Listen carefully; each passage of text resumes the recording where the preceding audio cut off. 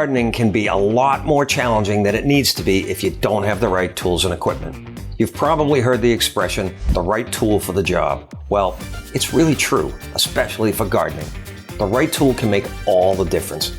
In this video, we'll take a look at some of the tools you might consider adding to your arsenal based on the size of your garden and your gardening goals. The first tool I would recommend is a trowel, maybe more than one. Trowels come in handy to transplant things into your garden, to dig out root crops that you want to harvest, and for a host of other reasons, including weeding. I usually have at least two on hand in different sizes depending on what I need to do with them. Next is a long-handled shovel. Aside from my trowel, I use my long-handled shovel more than any other tool in the garden. Digging compost, turning over soil in the spring, mixing in fertilizer, you name it. Now, if you're a container gardener or grow your stuff in pots, you might not need a full-size shovel, but otherwise, a shovel is a really important and indispensable tool to have. Now, to enjoy the fruits of our labor, we'll need to be able to harvest our vegetables cleanly without damaging the plant. So we'll need a set of shears or snips to cleanly cut our bounty off the plants. Making a clean cut ensures that you'll get the fruit and that you won't damage the plant. I have a few different sizes of snips to tackle different sized vegetables. The smaller ones work for most of the things I grow, but the heavier duty snips come in handy when picking squash or other vegetables that have big fat stems. Depending on the size of your garden, a wheelbarrow is one of the next pieces of equipment you should really consider. Wheelbarrows come in handy to move soil, dirt, compost, etc. from one place to another. You can also use a wheelbarrow to cart yard waste away from your garden to a compost bin or pile as plants are pulled out during the season. There are a ton of different varieties of wheelbarrows available. I started off using a wheelbarrow with a single wheel in front and a steel tray. What I learned from this is that the steel tray eventually rusted and started to leak.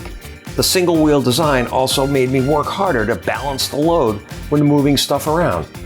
One day I saw a landscaper using a wheelbarrow with two wheels, and it also had a good-sized plastic tray.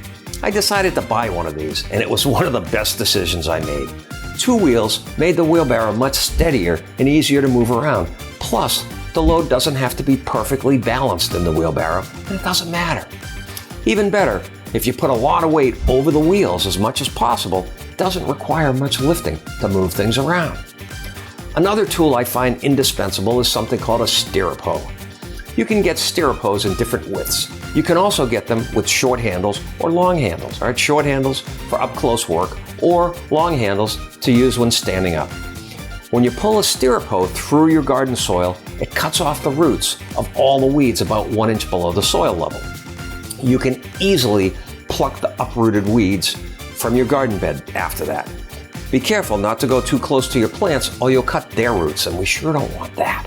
I have a few pitchforks that help me around my garden. The first one is a mulch pitchfork, which I use to spread mulch. But I use this pitchfork when I'm combining yard waste with leaves and other organic material to start my compost pile. The short-handled pitchfork is great for breaking up soil, aerating it, and turning it over in the spring. I used to turn my soil over every year using my long-handled shovel, but I found that the short-handled pitchfork is much easier to use and it's better at breaking the soil up. It's also a lot easier on my back. Whenever using tools around the garden, it's always a good idea to have a few pairs of work gloves to protect your hands from getting blisters.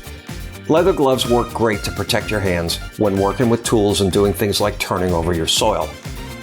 But I found rubber-coated gloves are great for when my hands are going to get wet or come into direct contact with soil.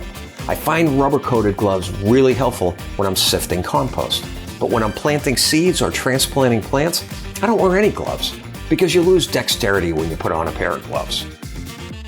A few other things that I would put into for your comfort department are a kneeling pad, knee pads, which are a little more heavy-duty knee protection, and something to sit on. These comfort items come in handy when planting, weeding, and harvesting. There are a few other tools that I have that help me around the garden. They include a straight-bladed shovel, which is great when you need to carve out something in a straight line. I have a few different kinds of rakes, one for leaves that I use in the fall around the yard or to scrape the leaves off the top of my compost pile to get at the compost. I also have a steel garden rake, which is useful when you want to even out the soil in your garden bed. I also have a hoe, but I have to confess, that I use a stirrup hoe exclusively for weeding, and I don't use the hoe for this. I use this hoe only for mixing concrete. We all have different gardens, but these are the tools that I found helpful to me. Remember, use the right tool for the job, and gardening will be easier and you'll get better results with less effort. Happy gardening.